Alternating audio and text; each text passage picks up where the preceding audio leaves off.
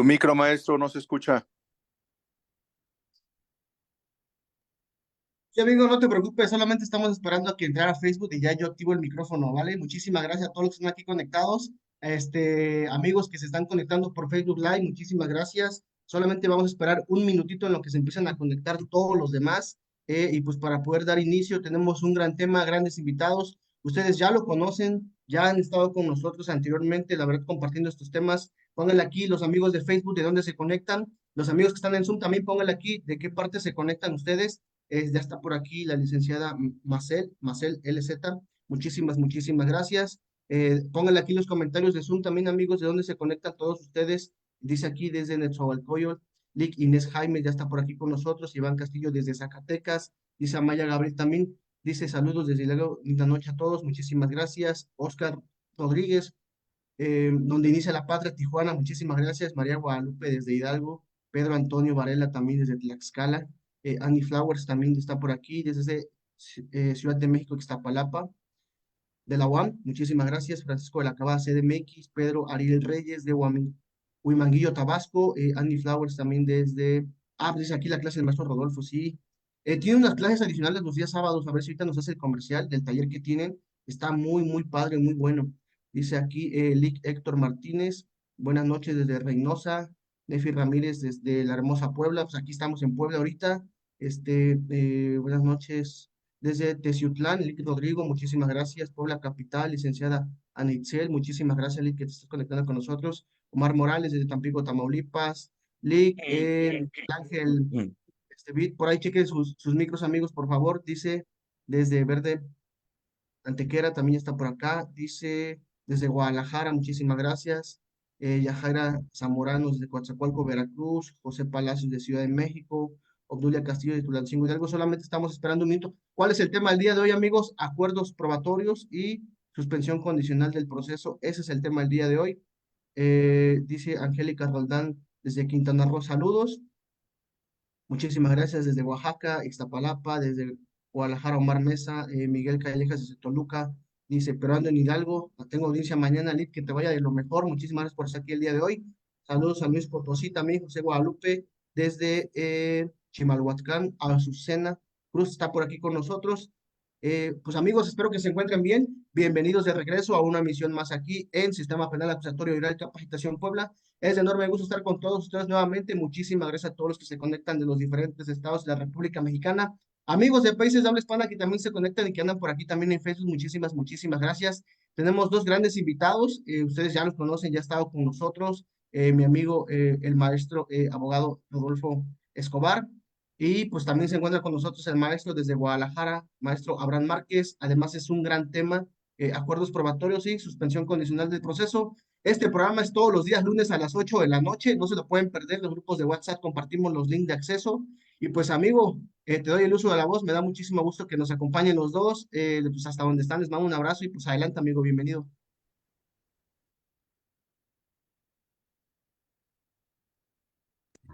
Muchas gracias, hermano, por la oportunidad.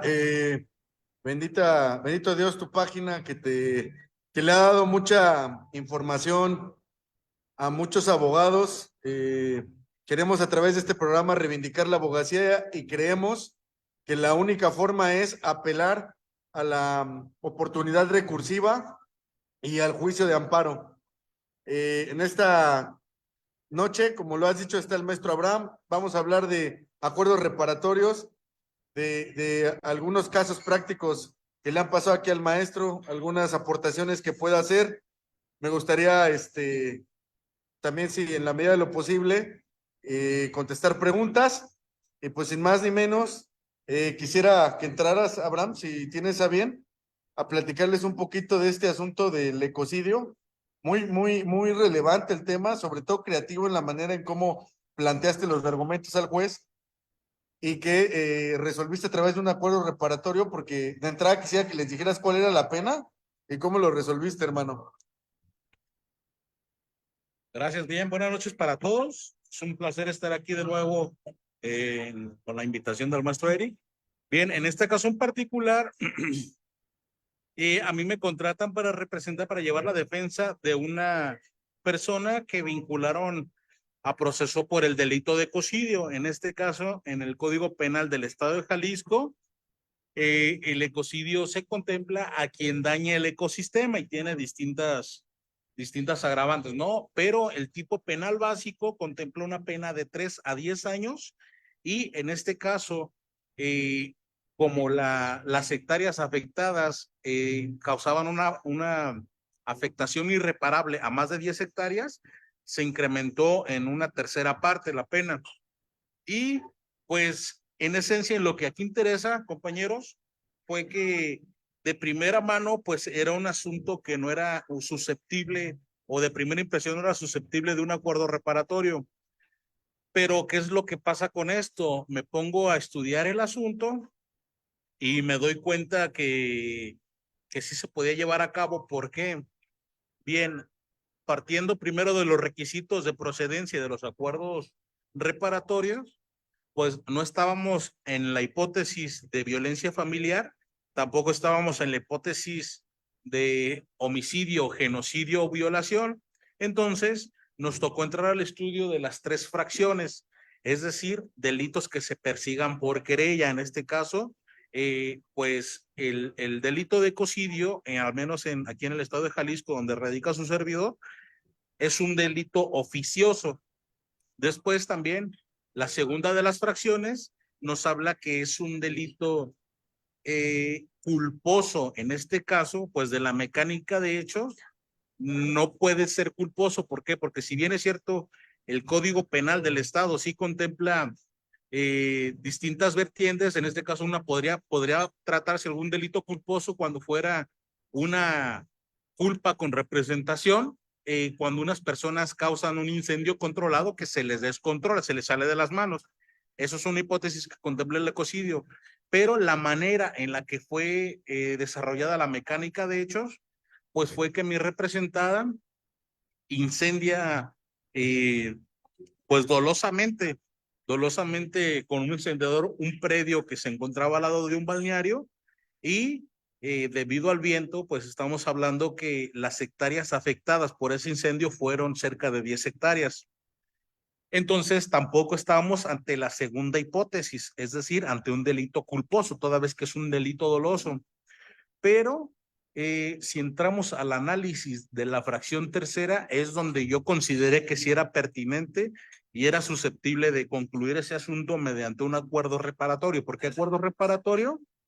De primera mano, porque la media aritmética sobrepasaba los 5 años, entonces no era susceptible de suspensión.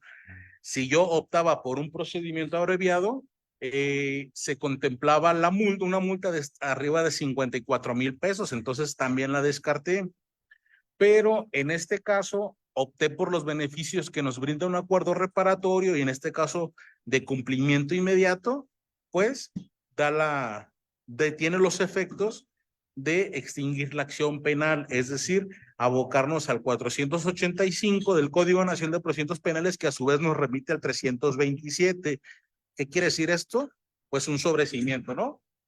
Entonces, entro al estudio de todos estos temas y de entrada me doy cuenta que la literalidad del artículo 187 contempla algo.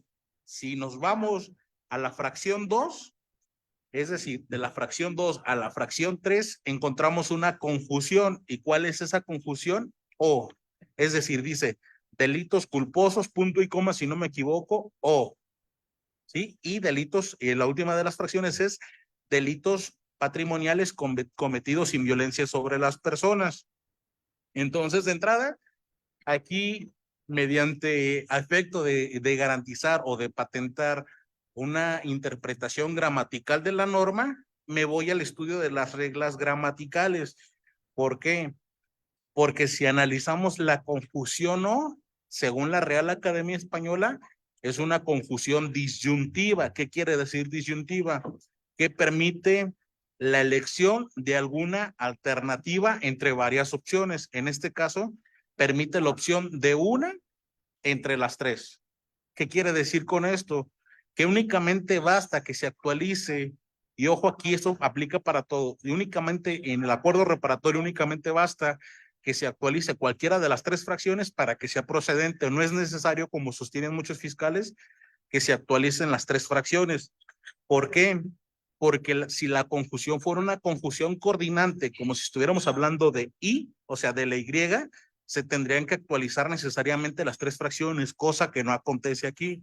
Entonces, ahora bien, aquí un punto que jugó bien importante para mí fue algo que se llama, justamente hablando de interpretación gramatical, se llama interpretación C de materia o argumento topográfico.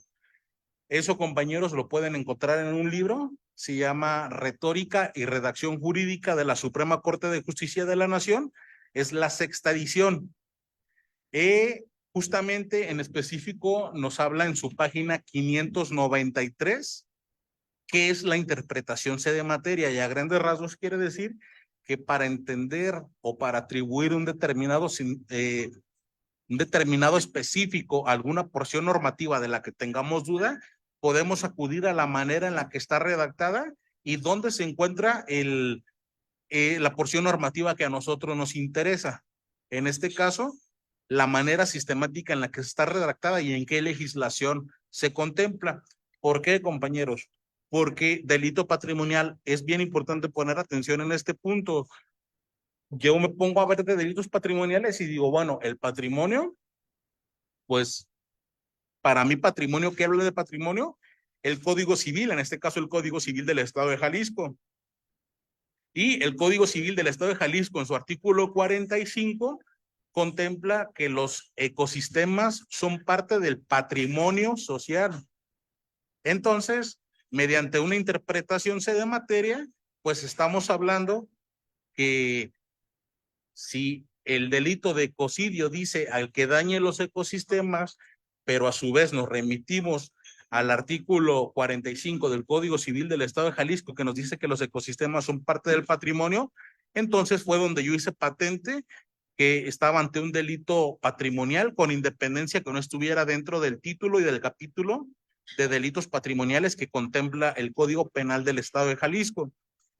Y pues a grandes rasgos, compañeros, esta fue la manera en la que hice patente este acuerdo reparatorio, hice procedente este acuerdo reparatorio, y justamente el Ministerio Público me debatía esta parte, ¿no? Que no se trataba de un delito patrimonial y que tenían que actualizarse las 3 fracciones. Entonces, pues de manera inicial, de manera argumentativa, yo esbocé que únicamente por estas cuestiones que les comenté a ustedes de las conjunciones, únicamente bastaba con que se actualizara una de las 3, y fue justamente lo que pasó. Entonces, mediante la interpretación C de materia, estamos con independencia que el delito de ecocidio no corresponda al capítulo respectivo de delitos patrimoniales del Código Penal del Estado de Jalisco, pues mediante la interpretación C de materia o argumento topográfico, pudimos establecer que el ecocidio, al comentarse que los ecosistemas son parte del patrimonio social, pues era un delito patrimonial. Entonces, esta fue la manera, y el mayor beneficio de este asunto fue justamente que al ser un pago inmediato, de cumplimiento inmediato, nos conceden el cumplimiento inmediato y en consecuencia la inmediata extinción de la acción penal, compañeros. ¿Cómo ven? Pues es un tema muy interesante, Abraham. En ocasiones pensamos que la única manera de garantizar los resultados efectivos a un representado pues es a través del juicio oral o a través de una no vinculación a proceso, ¿no? Pero en realidad los acuerdos aprobatorios, perdón, el acuerdo reparatorio nos puede ofrecer el mismo fin que si fueras a un juicio oral y te declararan una absolutoria, o que en una audiencia inicial te declararan un sobreseimiento, que es pues, extinguir la acción penal, ¿no? Y levantar la medida cautelar. Justamente creo que el asunto, y empezamos así de hablar de acuerdos reparatorios por el efecto inmediato que tiene sobre una persona que está privada de su libertad. Me gustaría que les contestaras estas preguntas, Abraham. Por ejemplo, ¿cuál es la penalidad que tenía? Porque era bastante grande. Si la dejas ahí, la persona se hubiera quedado un buen tiempo ahí, porque aparte, el Ministerio Público quería forzar la prisión preventiva. Digamos, ¿esto por qué es importante? Para que entiendan el contexto de cuándo plantear un acuerdo reparatorio. Porque si no lo hubieras planteado en el contexto de que era un delito patrimonial, la persona se queda ahí. Sí, totalmente, hermano. Incluso en este caso en específico estamos hablando que la pena ya con las agravantes era de 4 a 10 años. ¿Qué es lo que pasa con esto? De primera impresión todos diríamos, pues nos vamos al abreviado y optamos por un sustitutivo o en este caso un beneficio, ¿no?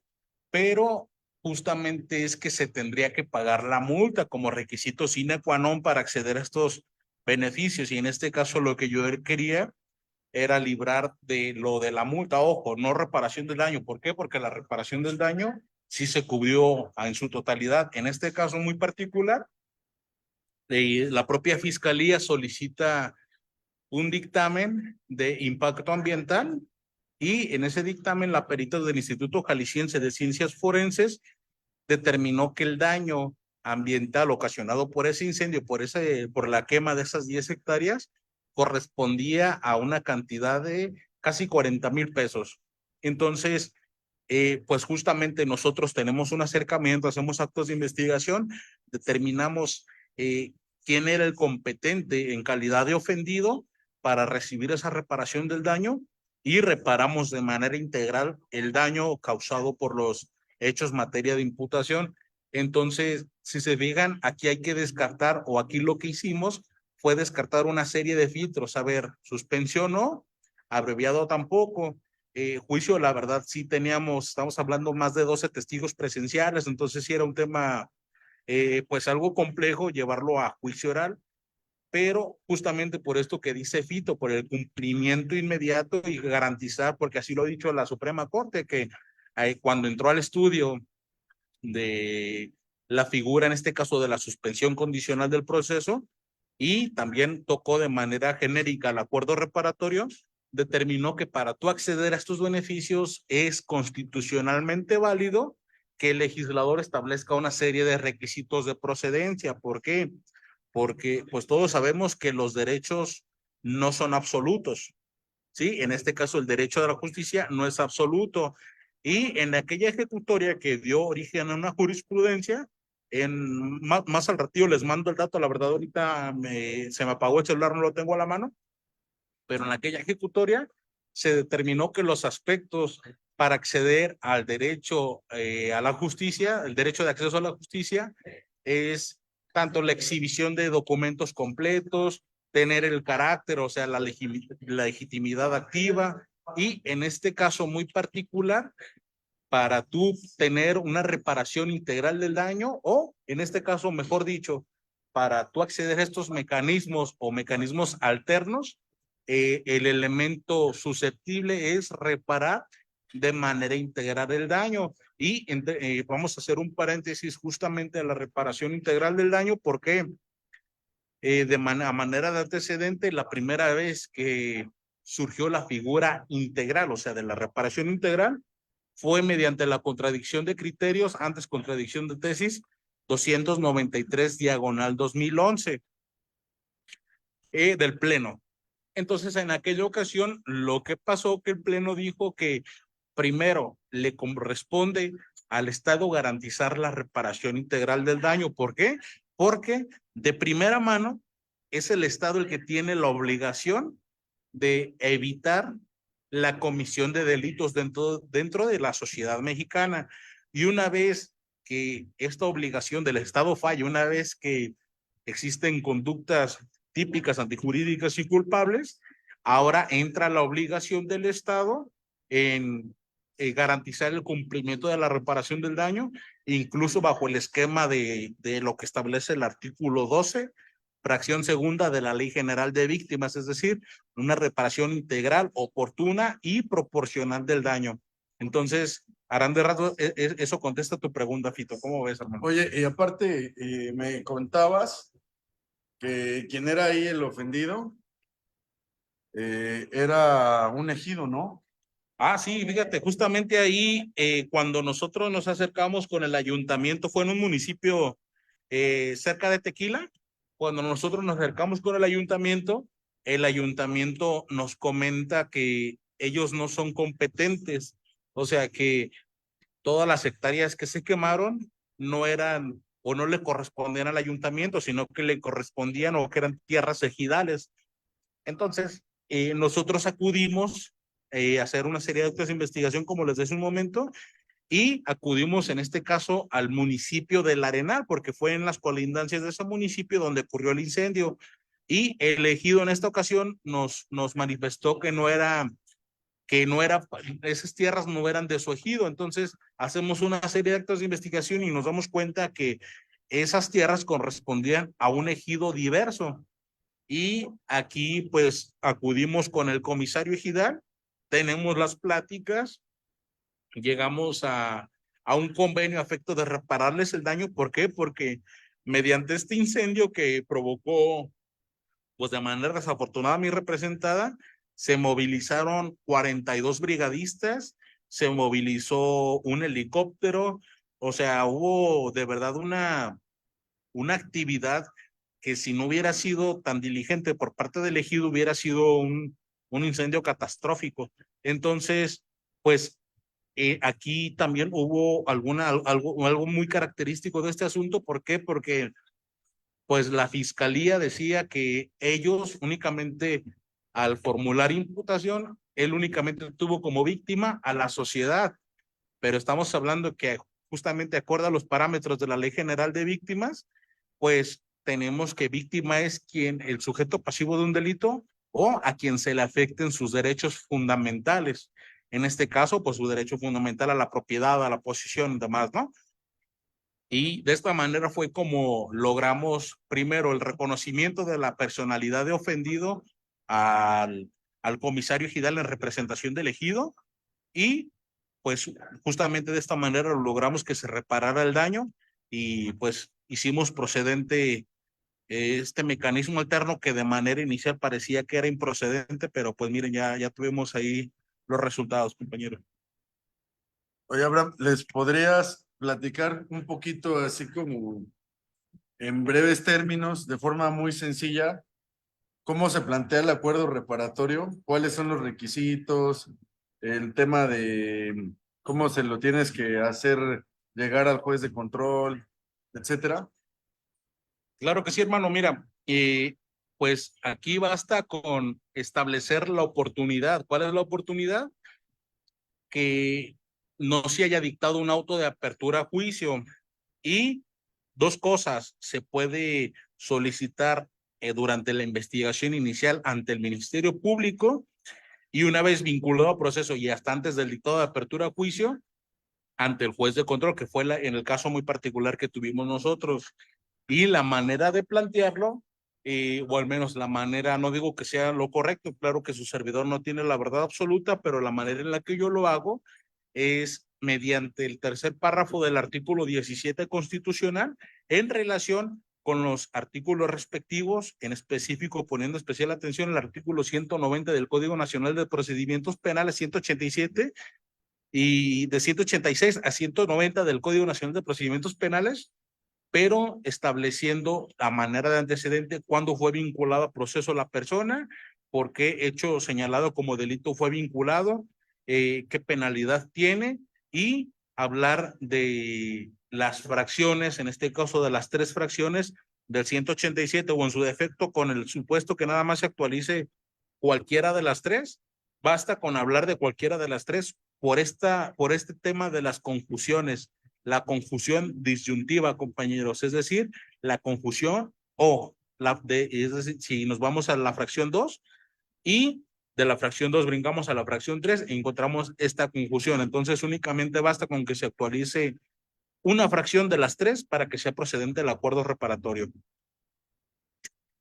Oye, por ejemplo, en cualquier momento se puede pedir, o sea, digamos, llego a audiencia, Abraham, llego a audiencia, yo veo que es un delito patrimonial o un delito culposo, y hay ocasiones que el Ministerio Público pues, quiere imputar, pero a lo mejor hay una oportunidad de parte de la víctima o del ofendido para poder negociar. Se puede pedir que se mande a medios alternativos de solución de conflictos, o sea, para efecto de que se genere una solución alterna rápida. Sí, mi hermano, de hecho sí, incluso si nos abocamos al tercer párrafo del artículo 17 constitucional, estamos o nos encontramos ante el principio de prevalencia de las soluciones alternas frente a formalismos procedimentales. Entonces, claro que es procedente, en este caso, solicitar que se mande a las más a todo este tema de las soluciones alternas y dar por concluido este tema, o en su defecto, no pasa nada, compañeros, si en dado caso los llegan a vincular a proceso, también es susceptible pues de solicitar el acuerdo reparatorio, porque como único impedimento tenemos que no se haya dictado el auto de apertura a juicio. Bien. Sí. ¿Tienen alguna pregunta, compañeros?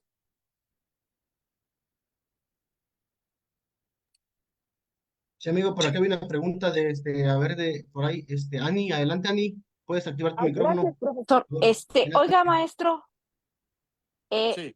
el incendio que se llevó a cabo involucraba áreas naturales protegidas.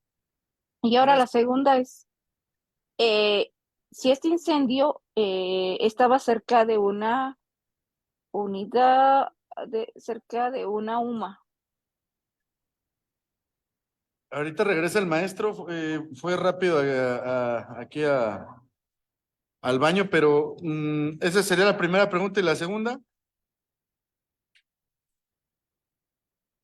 Unidad de medición ambiental. Y también la tercera es, cuando él hizo todo lo que se llama la investigación como tal, se supone que cuando haces tú en una manifestación de impacto ambiental, se determina todos los impactos que van a ocasionar un proyecto, desde lo que es el inicio, la operación, el abandono y el cierre como tal. Entonces, en cada etapa tú tienes que ir presentando constantemente lo que se llama un plan de vigilancia ambiental. Y mi pregunta es que si cuando él emitió esta sentencia y demás, a él le cargaron, bueno, a esta persona le cargaron las veces que no ingresó pues el plan de vigilancia ambiental del proyecto que ocasionó el impacto como tal. Esas son mis preguntas. Ok. En breve, cuando venga el maestro, les voy a contestar. Hay otro tema que es la suspensión condicional del proceso, ¿verdad? Sabemos los requisitos de la suspensión condicional del proceso. Una de las cosas que quiero aportarles, compañeros, es jurisprudencia, para efecto de que ustedes la puedan hacer valer. Dentro de las soluciones alternas, es un mecanismo que podemos emplear siempre y cuando cumplamos ciertos requisitos que están en el Código Nacional, ¿verdad? Permítanme un momento, por favor.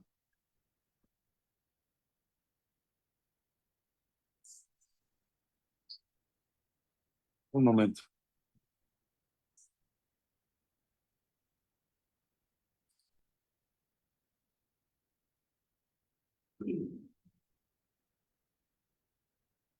Bien, esos requisitos están en el artículo 192 del Código Nacional. Y uno de ellos es que el auto de vinculación sea dictado por un delito cuya media aritmética de pena prisión no exceda de 5 años. Que no exista oposición fundada de la víctima y ofendido y que hayan transcurrido 2 años desde el cumplimiento o 5 desde el incumplimiento de una suspensión anterior en su caso. Muchas veces se pregunta que si esa media aritmética es sobre las agravantes. Y esto fue respondido en la primera sala, dentro de la jurisprudencia 202, 78, 37, en donde expresa la sala que la limitante para conceder la relativa que el auto de vinculación a proceso sea dictado por un delito cuya media aritmétrica no exceda de los 5 años, no vulnera el derecho de acceso a la justicia.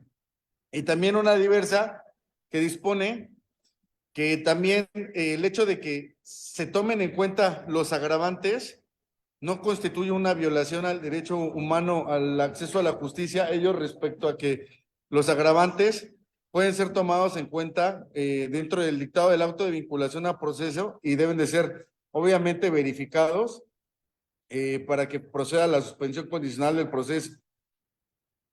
Otra es relativa a lo que dice la jurisprudencia 202-3963, 202-3963 de la primera sala. Uno de los cuestionamientos más frecuentes es respecto de que si el auto de vinculación a proceso procede o cómo es la forma en la que se debe de establecer esta suspensión cuando se vincula a proceso por más de un hecho que la ley señala como delito. Es decir, por ejemplo, si en uno tiene una pena de una media aritmétrica, siempre y cuando el delito, a lo mejor alguno de los 3 delitos por el que se le está vinculando a proceso no superen de esta media aritmétrica, es procedente, aunque sean 3 delitos. No hay como un concurso ideal o real, simplemente con que uno de los, o más bien que ninguno de los 3 supere la media aritmétrica, será procedente la suspensión condicional. Otra es la jurisprudencia 202-6335 respecto a la reparación integral del daño. En relación a la acción de responsabilidad civil, es de naturaleza resarcitoria autónoma la reparación del daño derivado en un procedimiento penal. Muchas veces se cree que por el hecho de que se tenga una reparación del daño en materia penal ya no se puede hacer valer una reparación del daño en materia civil. La reparación del daño integral comprende muchos aspectos como el daño moral, que es el daño psicológico que resiente sobre sí la persona, sobre sus creencias, sobre su honor, sobre su imagen. Y otra cosa es el daño patrimonial. Entonces, la reparación del daño pudiera englobar muchos aspectos relacionados, no solamente con el daño patrimonial o el daño económico, sino también con el daño moral. Para esto, les voy a compartir unas jurisprudencias que establecen daño, de qué se compone la reparación del daño integral, no sin antes decirle otra jurisprudencia que es la 202-78-38, que refiere esencialmente que una de las causas o excepciones para no agotar el principio de definitividad de apelación es que la persona, por ejemplo, esté privada de su libertad y que la suspensión de condicional del proceso se traduzca en una negativa injustificada, porque de acuerdo al rubro de esta jurisprudencia se refiere que su negativa constituye una afectación al derecho de libertad personal cuando la persona imputada se encuentra sujeta a alguna medida que afecta a esta, por lo que el amparo indirecto no es necesario que se agote el recurso de apelación conforme a la excepción al principio de definitividad que prevé el artículo 61, fracción 18, inciso B de la ley de amparo. Entonces, es una muy buena jurisprudencia porque muchas veces en entidades federativas la suspensión condicional del proceso la quieren ver como un beneficio de privilegio, cuando en realidad ya lo dijo el maestro Abraham, 17, párrafo tercero, de la Constitución establece una prevalencia de la solución de conflictos sobre cualquier formalidad procedimental. Entonces, cualquier circunstancia que afecte el acceso a la justicia en relación a estos parámetros, sobre todo esta jurisprudencia, pues nos da mucha luz, porque si nos llega la suspensión condicional del proceso, pudiera ser susceptible del amparo, incluso se pudiera analizar la procedencia de una medida cautelar de suspensión. Me preguntaba la compañera Ani, Abraham, unas cosas ahí sobre el acuerdo reparatorio, no sé si le pudiera comentar, ya está de regreso el maestro, Ani. Gracias, maestro. Es que estaba viendo en el chat que decía el compañero que eran tierras ejidales, pero mi pregunta es, o sea, que si, bueno, en este caso, llegaron a tocar, el incendio llegó a tocar, voy a replantearla, el incendio llegó a tocar ANPs cuando se hizo, y la segunda es, o estaba cerca de una UMA, y la tercera es, cuando ustedes hicieron la valoración de las pruebas, en este caso detectaron que había especies peligros de extinción, porque se supone que en la manifestación de impacto ambiental viene todo el inventario que que hay del ecosistema en el área, porque le estaba comentando al maestro Rodolfo que cuando se hace una manifestación de impacto se tiene, primero, que se tiene que ver el impacto que va a producir la obra en el tiempo que va a ser útil y que tienes que dejarlo igualito a cómo tú lo encontraste.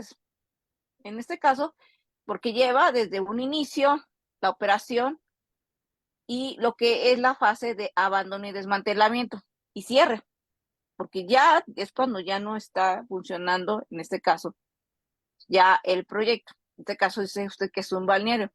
Y la última pregunta es que se supone que ellos tienen que estar enviando reportes, si no a la Semarnat, a la Secretaría de Medio Ambiente de Jalisco, como parte de su plan de vigilancia ambiental. Y mi pregunta es que si con este incendio no le cargaron a la persona esta todos esos años que ellos no estuvieron al corriente con esa parte del medio ambiente. Esa era mi pregunta. Bien, vamos a darte respuesta de manera secuencial, tal cual como la formulaste. De lo último a lo primero. Respecto a lo de la Semarnat, fíjate que es un ejido que está constantemente activo, incluso para activo, ¿en qué sentido? En la preservación de la flora y la fauna dentro del bosque de la primavera. Incluso estamos hablando que yo para contactar al comisario ejidal fue todo un tema. ¿Por qué? Porque pues la persona se introduce al bosque y dejan todos sus celulares en los vehículos y ya hasta que regrese, ¿no? Entonces, tienen una línea de comunicación demasiado estable con la Semarnat. Incluso tienen encuentros periódicos, si no me equivoco, me había comentado el comisario ejidal, que cada 2 meses ellos hacen sus actas de asambleas a finales de cada mes. Entonces estamos hablando que o sea, un acta de asamblea invitan a la Semarnat y la otra no está presente. Entonces estamos hablando que pues la Semarnat estuvo actualizada en todo momento de lo que pasó.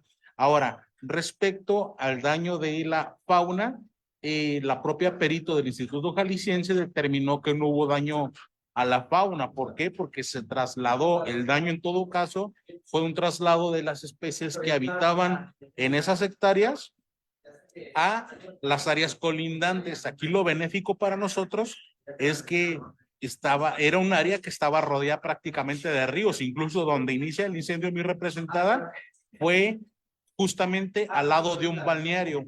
Y había tantos testigos presenciales, les comenté que había cerca de 12 testigos presenciales, porque eran personas que se encontraban presentes en el balneario. Entonces, ese es el tema.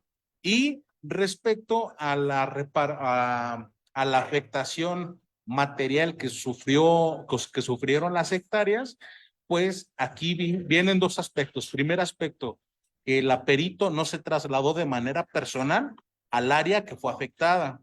Únicamente hizo su dictamen mediante las fotografías que la fiscalía le hizo llegar y supuestamente consideró que el daño ambiental lo hizo, o al menos el asesoramiento de la afectación ambiental lo hizo vía satelital.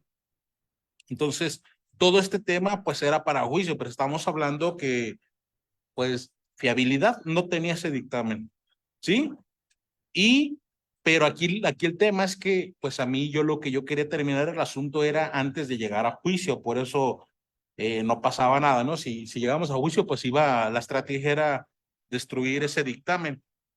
Y otra cosa aquí bien interesante fue que ella dice que el impacto ambiental era de manera irreparable y que iba a tardar 4 años en volver a estar tal cual estaba. Pero ¿qué es lo que pasa con esto? Que el comisario Gidal me muestra una serie de videos, fotografías y demás del lugar de los hechos, y estamos hablando que lo que se incendió fueron las copas de los árboles y el pasto. O sea, los troncos quedaron intactos y curiosamente quedaron intactos por la cuestión de que estaban llenos de plaga. Entonces, uno de los aspectos justamente de la reparación integral del daño fue para combatir esa plaga que se llama muérdago o bola. Entonces, ahora sí que dentro de lo malo, lo bueno, y esta plaga nos ayudó ahora sí que a mitigar el impacto ambiental, ¿no?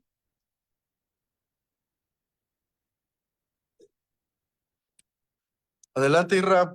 Gracias. A la ¿Qué orden, dices, maestro. hermano? Buenas noches a los compañeros y buenas noches al organizador. Mi pregunta va encaminada por cuanto hace a lo que referiste y este tema me parece súper importante que lo toquemos ahorita, Fito, de la suspensión condicional. ¿Por Sí. qué? Dice la media aritmética no rebase de 5 años. Hay delitos en los cuales no rebasan los 5 años. Sin embargo, el Ministerio Público, voy a citar un ejemplo para que entremos en contexto todos. Delito de violación. El Ministerio Público se basa en su acusación en la violación. Eh, Dictan el auto de apertura a juicio oral, en sus alegatos de apertura, lo sostiene que va a acreditar la violación, hace el desfile probatorio, no se puede acreditar, y en los alegatos de apertura, de clausura, perdón, reclasifica el Ministerio Público.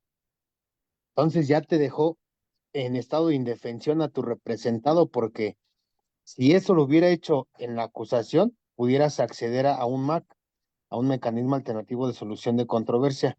Pero ya en juicio, un requisito es que no se haya dictado el auto de vinculación a proceso. ¿Tú crees, a tu experiencia, y tú que eres máster en el medio extraordinario de defensa, que es el amparo, que procedería a un amparo indirecto para efecto de que te repongan, te regresen a la etapa intermedia y puedas celebrar ese mecanismo alternativo de solución de controversia, dado que ya no es violación, sino que es abuso sexual y la media aritmética no rebasa los 5 años? ¿Qué A opinión ver, te merece? pero para entender este tema, mi buen Irra, que siempre son muy valiosas tus aportaciones. Eres una persona que lee, que muy pensante y que refuta, y eso es muy agradable. Estás diciendo que pasaron a juicio oral y en los alegatos de clausura Sí, es correcto. O sea, reclasificaron, en los ¿verdad? alegatos de apertura, el Ministerio Público sigue sosteniendo, es un ejemplo, no van es que tiene su asunto. No, no, no. Yo Sí, nunca sí. me gusta tocar mis asuntos. En los alegatos de apertura, sostiene que le hace la promesa al juez que va a acreditar la violación. Desfila a los órganos de prueba y no se puede acreditar porque ninguno refiere, ni peritos ni testigos, que hubo cópula o penetración de algún miembro viril o de algún objeto. Y en sus alegatos de clausura, como sabe que no lo va a poder acreditar el delito de violación, reclasifica y dice que entonces va a ser abuso sexual. Dan 10 días a la defensa, el 398 me parece que lo refiere. Dan 10 días a la defensa para efecto de que prepare su defensa o se allegue de pruebas. Pero ¿qué pasa? Mi pregunta en concreto, ¿crees que procede el amparo indirecto contra esa determinación y regresen el proceso a la etapa intermedia para poder celebrar una suspensión condicional, dado que el 17 tercer párrafo así lo advierte, que el juez debe de velar por los mecanismos alternativos de solución de controversias sobre cualquier formalismo? ¿Crees que proceda? Hermanito, es una pregunta sumamente interesante. Hasta se antoja para un TikTok. Es muy interesante. Lo que siempre haces es muy interesante. Mira, la jurisprudencia de la primera sala 202-64, 202-64-79 establece lo siguiente. Dice, suspensión condicional del proceso. El delito por el que se dictó el auto de vinculación, incluyendo sus agravantes, es la referencia para determinar el límite de la media aritmética de 5 años para que proceda la suspensión en términos de la fracción primera del 192 del Código Nacional. Fíjate que, por ejemplo, yo tenía hace tiempo un asunto de abuso sexual y en el Código Penal de Tlaxcala podía pedir la suspensión condicional del proceso. De entrada, ese delito, si no estoy mal, si no que ahorita me corrige el maestro, yo sabía que me iban a pedir la prisión preventiva. Entonces, ya entrando ahí, o sea, muy probablemente lo que pude haber hecho es plantear una suspensión condicional del proceso, ¿verdad? Pero me di cuenta de esta jurisprudencia y esta jurisprudencia fue emitida posteriormente a mi asunto. Antes de mi asunto no estaba esta jurisprudencia y no contemplaba la circunstancia de los agravantes. Entonces, tuve la oportunidad todavía de hacer valer una suspensión porque no consideraba los agravantes. Antes la jurisprudencia no consideraba los agravantes, ahora sí lo considera y es de la primera sala. Bueno, eso lo pongo en un contexto única y exclusivamente para hacer referencia a veces cuando es importante plantear una suspensión y cuando no es una alternativa. Ahora, para contestar la circunstancia particular que me dices, está la jurisprudencia 201, 88, 68, que dice, violaciones a derechos fundamentales cometidas en un procedimiento penal acusatorio no son susceptibles de analizarse en amparo directo cuando ocurren en etapas previas al juicio oral. Y la diversa 201, 65, 95, amparo directo cuando el acto reclamado lo constituye la sentencia definitiva dictada en el proceso penal acusatorio, solo deben analizarse lo actuado y las violaciones procesales que se actualicen en la etapa de juicio oral sin abarcar etapas previas. En estas dos jurisprudencias se llegaron a conclusiones similares respecto de que cuando en el juicio de amparo directo reclamas como acto reclamado, obviamente, la sentencia de segunda instancia, en donde lo que atacas propiamente son cuestiones relativas a lo que ocurrió en el juicio oral, por ejemplo, violaciones procesales, etcétera, no pudieras regresar a etapas previas al juicio derivado de que el acto reclamado que estás atacando estrictamente se refiere a una sentencia de segunda instancia. Y si quisieras hacer evaluaciones procesales, ellas son en relación, por ejemplo, al artículo 103 de la que habla la Constitución Política, violaciones a las leyes del procedimiento, violaciones a las leyes del procedimiento. Entonces, yo creo que en el caso particular, de acuerdo a estas jurisprudencias y la procedencia del amparo constitucional, no podrías regresarte a etapas previas al juicio.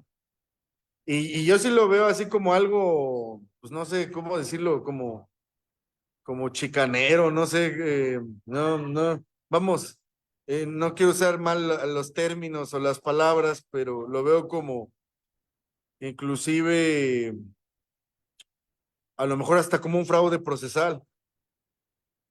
Porque Sí, imagínate que en el auto de vinculación te lo forcen para que el cuate se quede, no acceda a la suspensión.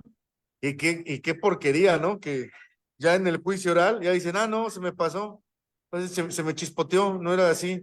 ajá, Era, por eso es a lo que me sí, refería, hermano.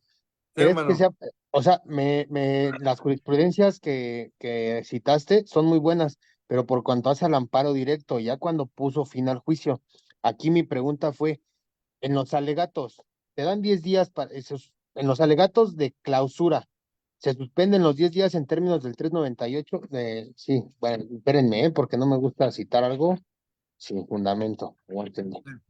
Sí, 398, la reclasificación jurídica del Código Nacional.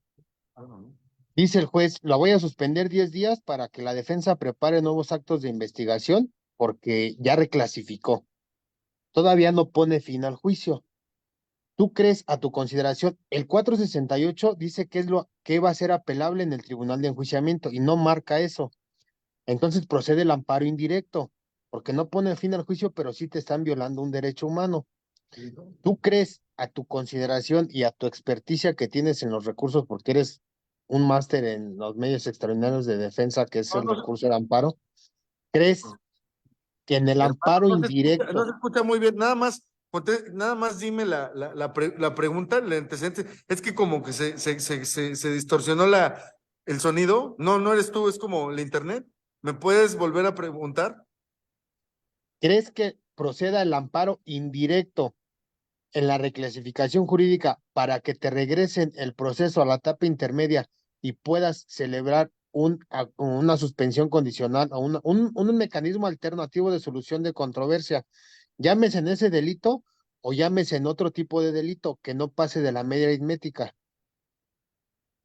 Ya te entendí, espérame. A ver, es que yo pensé que era amparo directo. ¿Estás refiriéndote al amparo indirecto por la cuestión de los alegatos? Es correcto. A ver, ¿qué artículo dijiste? El 398 es la reclasificación jurídica. Déjame verlo, muy rápido.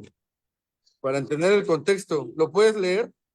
Dice, artículo 398, reclasificación jurídica. Tanto en el alegato de apertura como en el alegato de clausura, el Ministerio Público podrá plantear una reclasificación respecto del delito invocado en su escrito de acusación.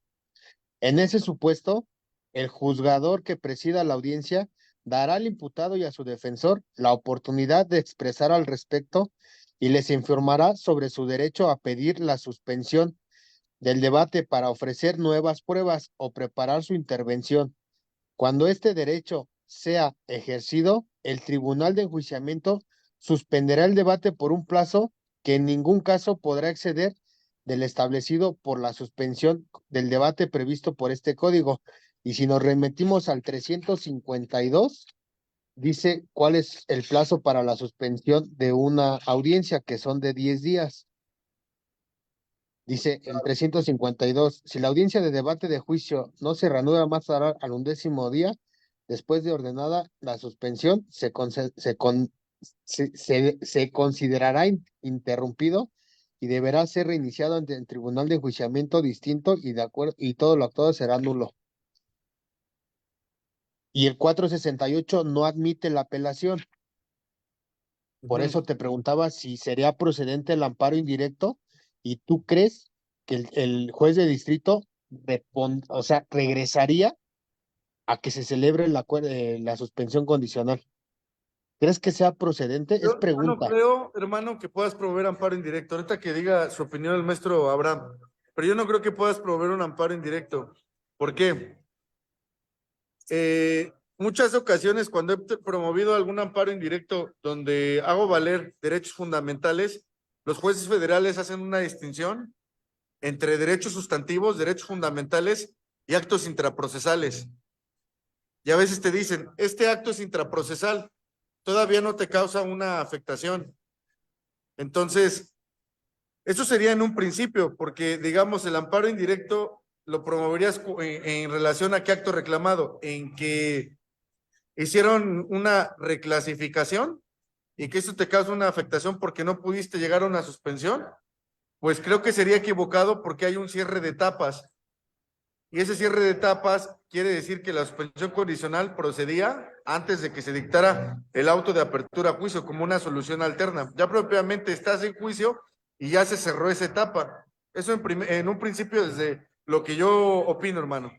En un segundo momento, si la afectación que tú dijeras es en relación a que los alegatos de clausura generó una reclasificación jurídica distinta, pues propiamente ese numeral que te dice, que tú leíste, pues básicamente te está dando el margen para decirte que puedes ofrecer nuevas pruebas, ¿no? O te puedes, ¿cómo dice categóricamente? Espérame, dice nuevas pruebas o preparar su intervención.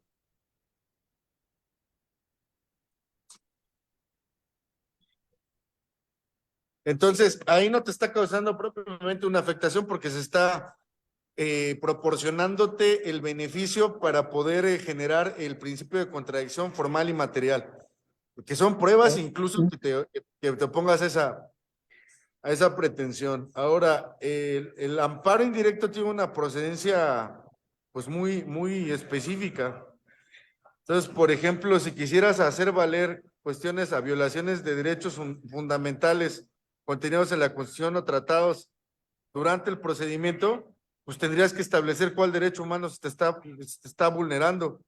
Y en lo personal no creo que se genere una violación del derecho fundamental. En su caso yo considero que a lo mejor podría ser un fraude procesal, probablemente, Pero pero entonces, tengo mis reservas por la circunstancia propia de que, ¿cuál sería el beneficio? ¿Que te privaran de la libertad?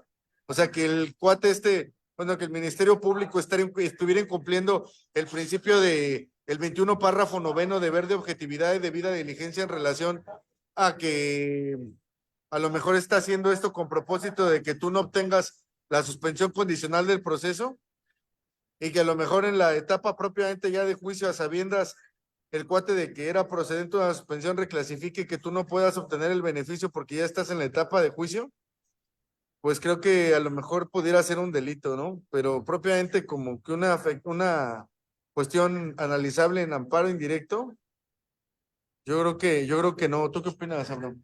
Fíjate, hermano, así como formula la pregunta aquí el Máster Israel, dos cosas. Primero, deberíamos analizar la existencia del acto reclamado en términos del artículo 5º de la ley de amparo, ¿sí? Para pasar al siguiente filtro. O sea, el hecho de que tú lo puedas promover, como ya te dijo Fito, pues tenemos el primer filtro, que exista una afectación real a tus derechos. Aquí, pues como tal, te están dando 10 días para que ejerzas una defensa adecuada, ¿sí? Defensa adecuada bajo los parámetros del amparo directo en revisión 26/2019. Entonces, te está dando también oportunidad de ofrecer medios, bueno, en este caso medios de prueba, deshogarlos ya como pruebas a efecto de sostener tu defensa. Entonces, para mí, de primera mano, no hay una afectación real, y de segunda mano, aun cuando te admitieran tu demanda de amparo indirecto, pues ciertamente estaríamos hablando de la inexistencia del acto reclamado, que traería consigo alguna causal de improcedencia, hermano. Pero entonces el 17 constitucional, hermano, o sea, es pregunta, ¿eh? No quiero Sí, entrar sí. en debate, porque esto sucede mucho en la práctica, de verdad. Un ejemplo, la acusación es por homicidio en grado tentado y ya en juicio reclasifican a lesiones porque no pudieron acreditar el domicilio y el delito de lesiones sí amerita una suspensión condicional, pero ya no te puedes ir porque un requisito es que no se haya dictado el auto de apertura a juicio oral. En mi planteamiento es en base a eso. ¿Creen ustedes que sí eh, eh, sea benéfico o surta efectos el amparo indirecto, toda vez que el 17 constitucional lo marca el mecanismo, el juez tiene que privilegiar los mecanismos alternativos de solución de controversias sobre cualquier formalismo? El 468 no marca que es apelable eso. Entonces, el 25 de la Convención Americana dice que todos tienen derecho a un recurso sencillo y efectivo. Entonces, ¿cuál sería la efectividad de ese recurso si ese mecanismo alternativo les beneficiaría a todos? Porque el imputado, obviamente, hiciera la reparación del daño, obtuviera su libertad y se esclarecería el hecho, que es el fin constitucional, el 20 apartó a fracción primera. Pero digo, ustedes son los máster. Era una pregunta nada más. Sí, hermano, Gracias. fíjate que es bien interesante tu planteamiento, pero aquí tenemos dos cosas: de la lectura integral, incluso de una interpretación hermenéutica del tercer párrafo del 17 constitucional, te maneja una excepción, porque recuerda, toda regla tiene excepciones. En este caso, las formalidades esenciales del procedimiento, para entender de manera más asertiva qué es una formalidad esencial del procedimiento, pues nos remitimos al artículo 14 constitucional, y en específico podemos dar lectura al amparo directo 25/2022 de la primera sala. Repito, 25/2022 es amparo directos de la primera sala, y en este caso la Suprema Corte nos dijo que los principios de certeza y seguridad jurídica radican en saber a qué atenerse. O sea, la interpretación que le da la Suprema Corte a las formalidades esenciales del procedimiento es, en esencia, saber a qué atenerse, hermano. Entonces, si un ejemplo, si la codificación procesal, en este caso Código Nacional de Procedimientos Penales, te dice cuál es la oportunidad para solicitar una suspensión, hermano, pues de entrada estábamos que es una formalidad esencial del procedimiento, y no podremos acudir en este caso, ya estando en juicio, a una suspensión condicional del proceso. ¿Por qué? Porque estaríamos hablando de una adopción de un ultragarantismo. Y pues recuerda que todo lo que sea ultra o lo que sea en exceso en cuanto a lo procedimental es contrario a nuestro sistema normativo. Entonces, en esencia es eso. ¿Tú, Fito, cómo ves? Yo lo que haría, carnal, y que Israel Álvarez es un abogado excelente en la audiencia, es muy bueno. Bueno, paréntesis. Fíjate lo que haría, carnal. Pues yo si reclasifica y ya el procedimiento ya está muy desgastado, a lo mejor van 2, 3 reposiciones como ocurre. Y si yo veo que esa sentencia que le van a poner, atento a la reclasificación, merece un sustitutivo de la pena, una conmutación, algún beneficio, ¿sí?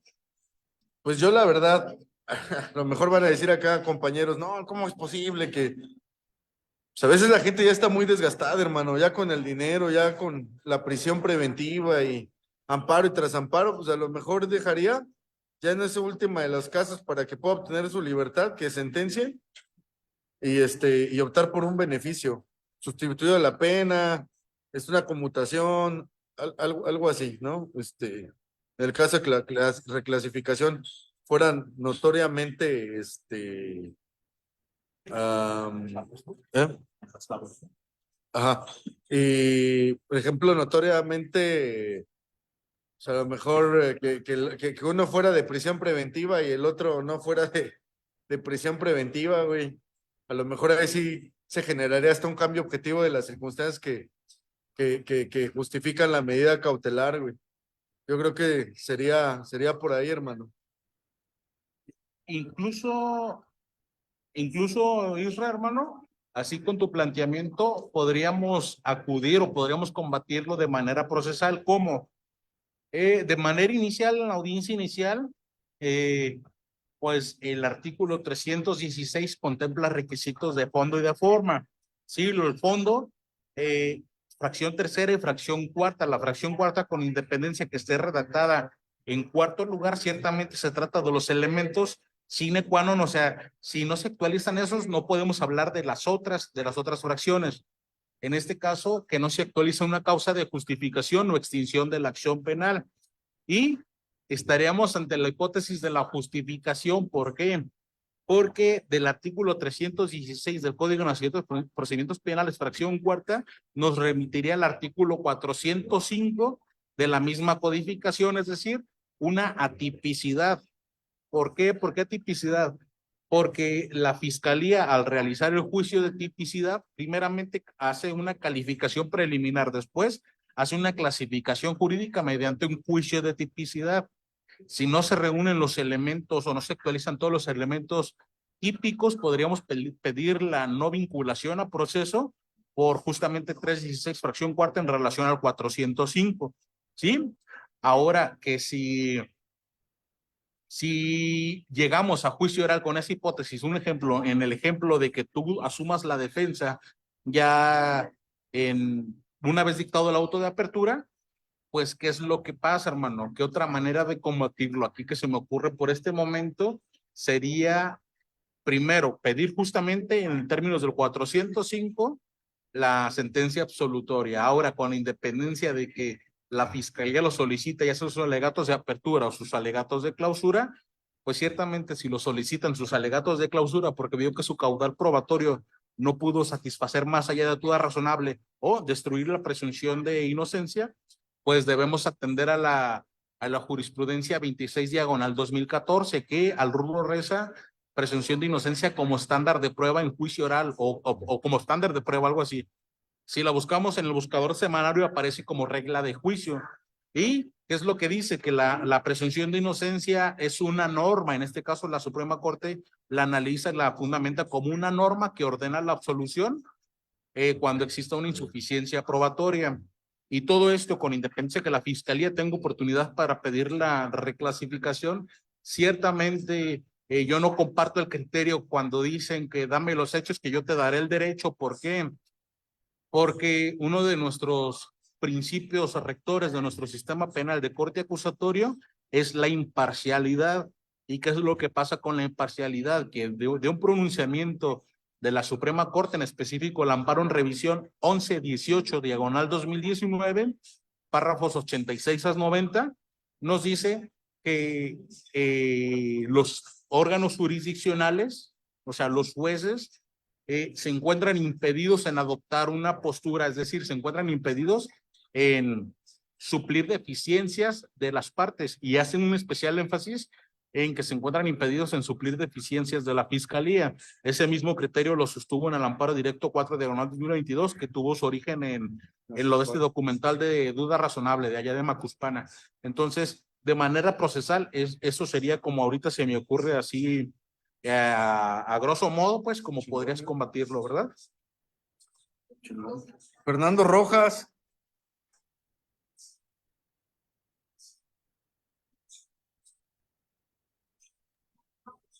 Fernando, ¿estás por ahí, Fernando? Sí. Tienes tu mano. Adelante, Hola. adelante. Buenas noches.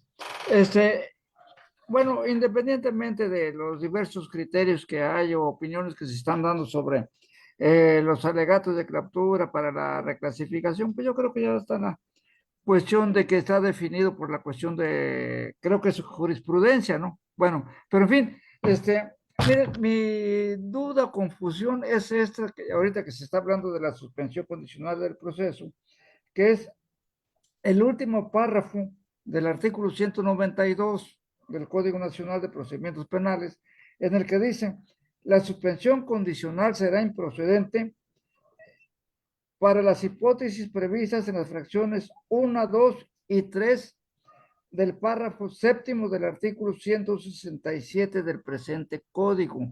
Ahí mi confusión es esa, ¿cuál sería ese párrafo del artículo 167 del código referido a la suspensión condicional? No. ¿Cuál sería la que, perdón?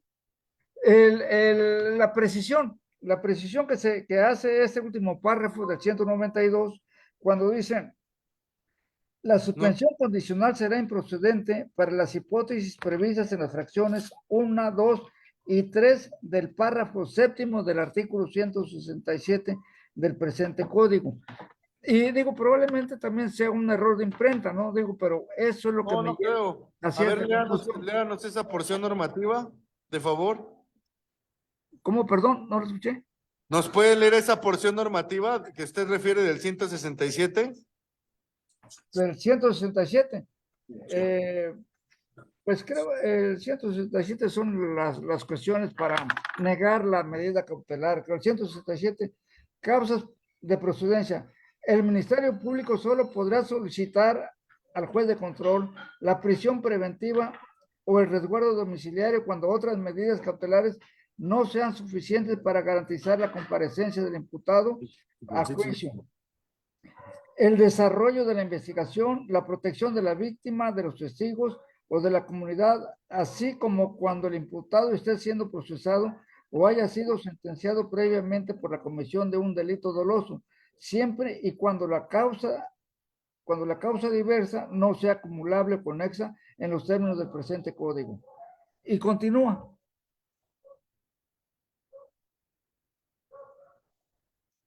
¿Sigo leyendo?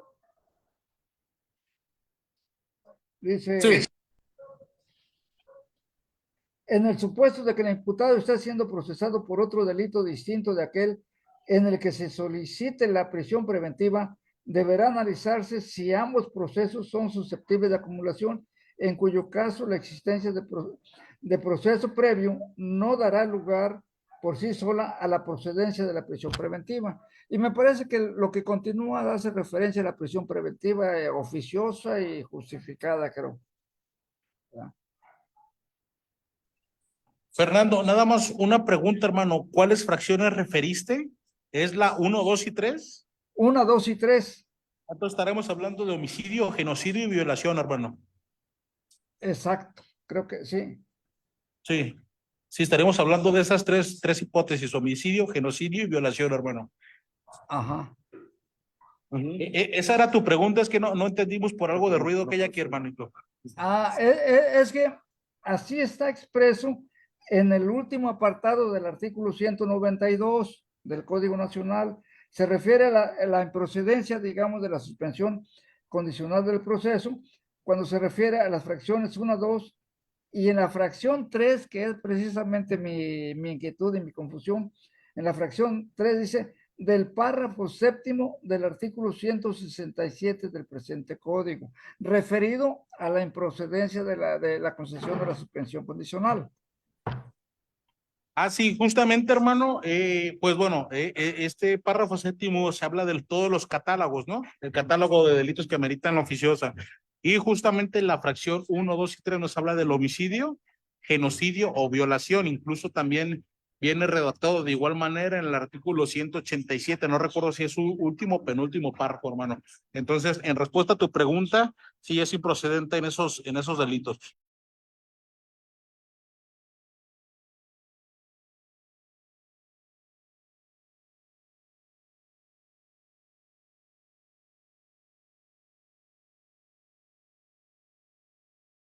¿Alguna otra pregunta, compañeros?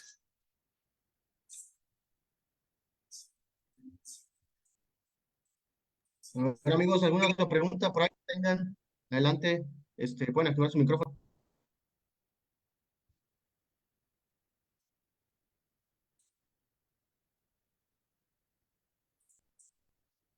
Compañeros,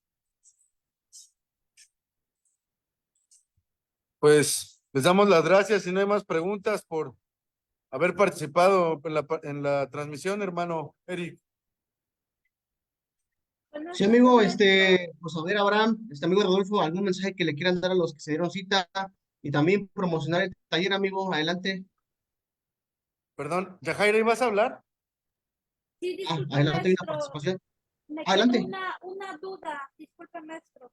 En cuanto a los acuerdos reparatorios, el artículo 187, ¿procede cuando se cumplan 2 de las fracciones o solamente una? Esa es mi pregunta, maestro, por favor.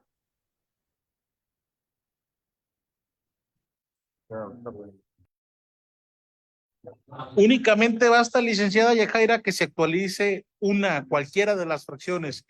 Y el secreto para debatir este tema en audiencia es que hable de las confusiones disyuntivas según la Real Academia Española, o sea, según las reglas gramaticales. ¿Por qué? En este caso podrías invocarlo mediante una interpretación gramatical, una interpretación hermenéutica o incluso la manera en la que fue redactada, es decir, mediante la semántica. Entonces, justamente nada más basta con que se actualice cualquiera de las tres fracciones, ya sea una, dos o las tres, pero es por la confusión o. Confusión disyuntiva. Muchas gracias, maestro, agradezco. Señor Rodolfo, Sí, Charlie. Adelante. aquí un saludote para todos. Oye, brother, una pregunta. Hablaste de interpretación C de materia o cuál otro nombre tiene, viejo? Interpretación C de materia o argumento topográfico. Y lo encuentran en un libro, se llama Retórica y Argumentación Jurídica de la Suprema Corte de Justicia, y es la 6ª edición, mi hermanito. Y en lo que aquí interesa, vendría siendo en la página 593 de ese libro.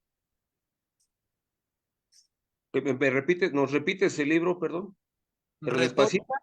Claro que sí. Retórica y argumentación jurídica. De todos modos, se lo hago llegar a maestro Israel para que lo comparta en sus grupos.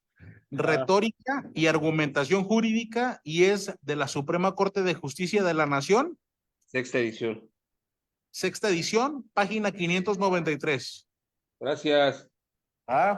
Recuerden que estamos dando un taller, se llama 2,025,551, justamente en relación a esta distinción que hace la Corte Interamericana respecto de recurso sencillo y efectivo y la oportunidad para acudir a una instancia superior jerárquica.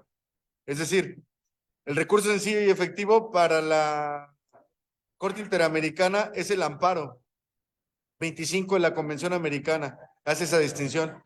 Y la oportunidad para recurrir ante una instancia superior jerárquica está contenido en el 8.2, inciso H, otra vez.